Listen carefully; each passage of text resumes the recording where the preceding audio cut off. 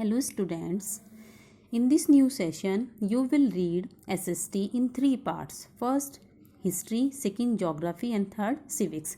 Today I am going to explain first chapter of geography and this is the earth in the solar system.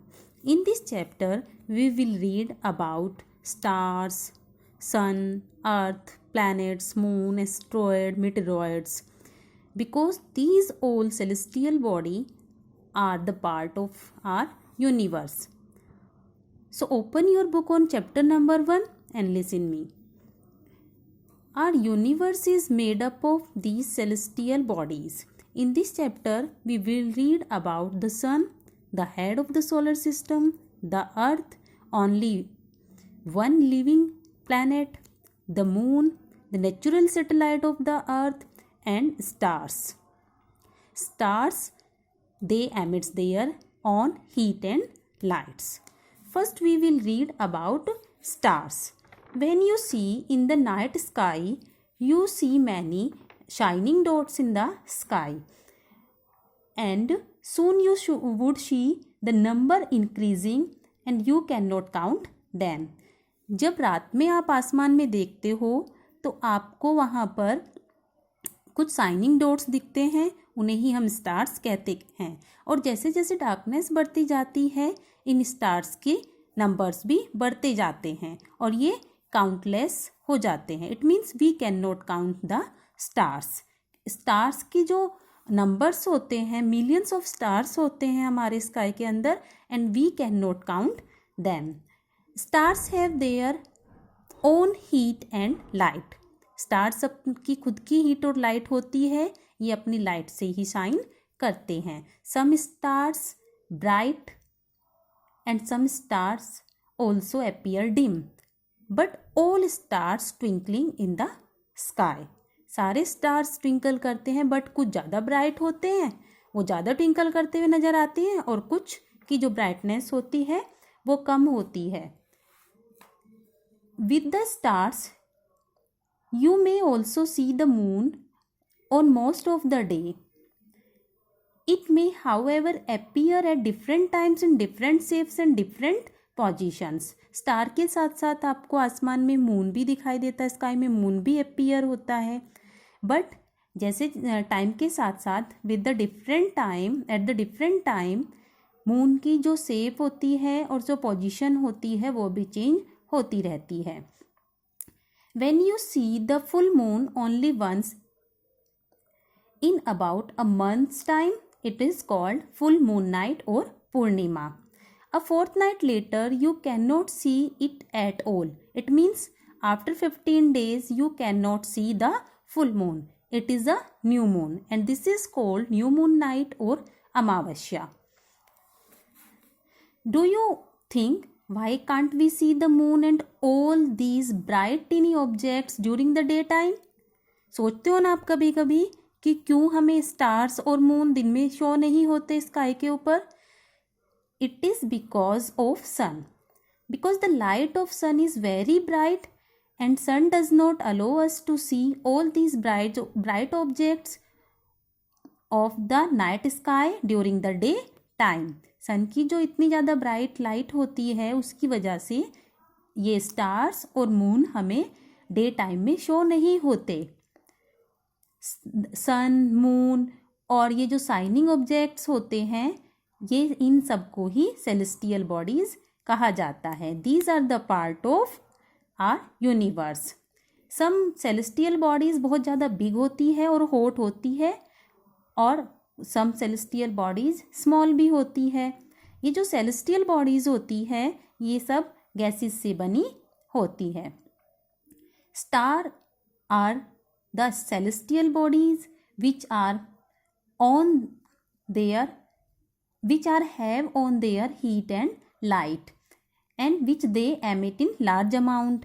These celestial body are called stars and you know that sun is also a star. In this chapter, first we will read about the sun, satellites, all the planets and some other celestial bodies like asteroid and meteoroids form the solar system, and sun is the head of our solar system because sun is in the center of the solar system. sun हमारे solar system का center point है. sun बहुत ज़्यादा सन से हमें heat मिलती है और इसी की वजह सन की ही सनलाइट की वजह से अर्थ पर लाइफ पॉसिबल है. It is huge and made up of extremely hot gases. Sun बहुत बड़ा है और ये बहुत सारी हॉट गैसेज से मिलकर बना है. It provides the pulling force that binds the solar system. और सन से ही पुलिंग फोर्स प्रोवाइड होता है जो पूरे सोलर सिस्टम को बाइंड करके रखता है. Sun is the source of ultimate heat and light which made our earth lifeful. Sun is about 150 million kilometer away from the earth. सन हमारी अर्थ से 150 मिलियन किलोमीटर दूर है. बट ये हमें स्टार्स से बड़ा इसलिए शो होता है बिकॉज स्टार्स अर्थ से और भी ज़्यादा दूर हैं, इसलिए वो हमें टीनी शो होते हैं. और कुछ some stars are as big as the sun, but sun is near to the earth, so it is show us big. Now we will read about planets. There are 8 planets in our solar system. In your previous classes you also have to read about the planets. In order of their distance from the sun, they are Mercury, Venus, Earth, Mars, Jupiter, Saturn, Uranus and Neptune. All planets move around the sun in a fixed path called orbit. सारे के सारे planets एक fix path के अंदर sun के चारों तरफ move करते हैं और उस path को orbit बोलते हैं. Mercury is the nearest planet and Neptune is the farthest planet of our solar system. And Venus is considered as Earth's twin because it is similar to Earth in shape and size. Pluto was also a planet, but now it is called a dwarf planet.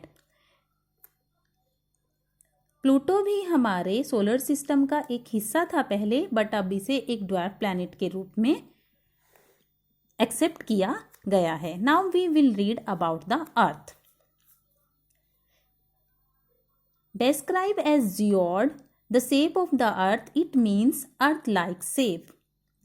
Earth is neither too hot nor too cold, so it is favorable to support life. You all know that earth has air, water and land which are essential for the survival. इसी वजह से हमारी अर्थ पे life possible है क्योंकि यहाँ पर हवा, पानी और लैंड ये तीनों चीज़ें हैं जो लाइफ के सर्वाइवल के लिए असेंशियल होती है. इसीलिए earth is the only planet of the solar system which have life. This is the reason that makes earth unique. Earth का 2/3 सरफेस वाटर से कवर है और इसीलिए अर्थ को ब्लू प्लैनेट भी कहा जाता है. If we show our earth from the If we see our earth from the space, it looks blue, so it is called a blue planet. Now we will read about moon. Moon is the satellite of the earth. Moon is the only natural satellite which moves around the earth, same as the planets move around the sun. Moon earth का natural satellite है जो अर्थ के चारों तरफ चक्कर लगाता है जैसे बाकी प्लैनेट सब मिलके सन के चारों ओर राउंड करते हैं.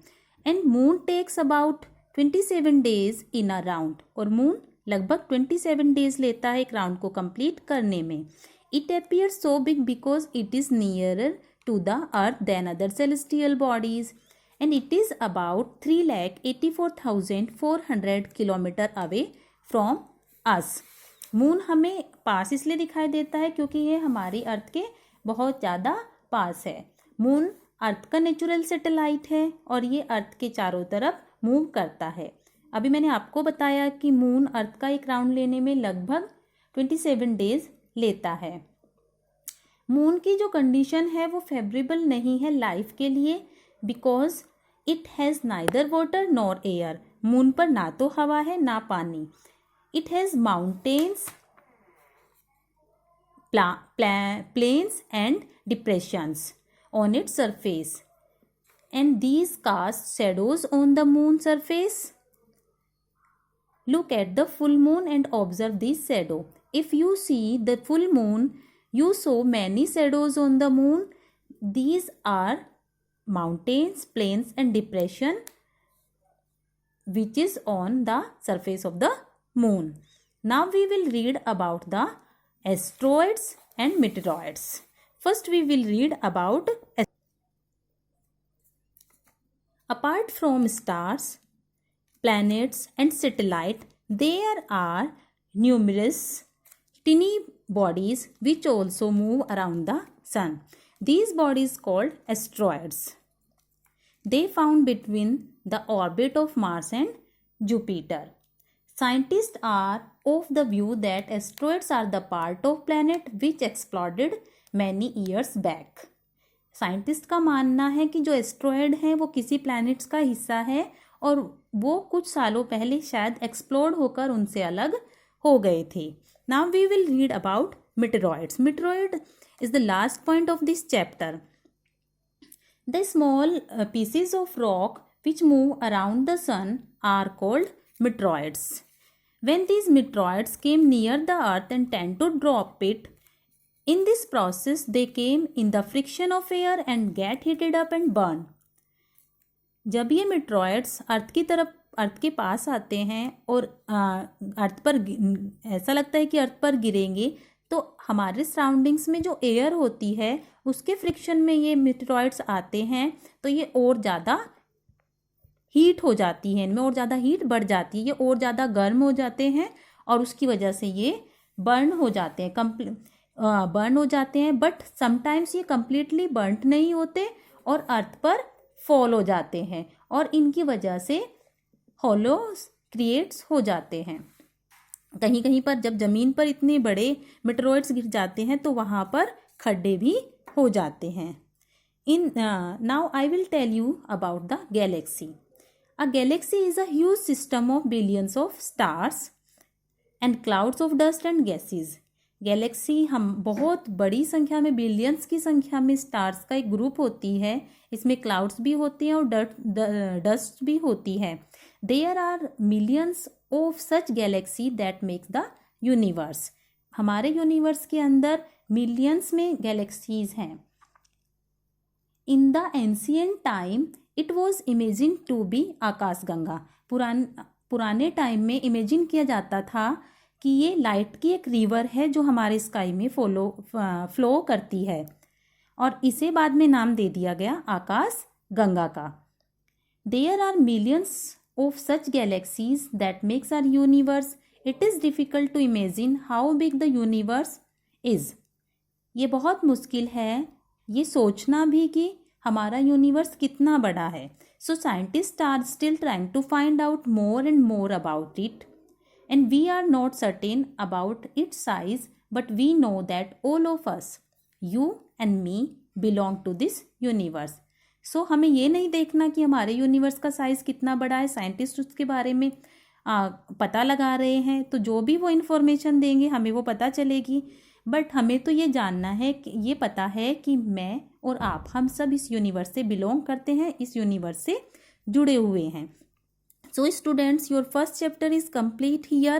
Hope you all listen me and learn and read the lesson carefully. If you have any doubt, I will clear your doubt in Zoom session. Okay.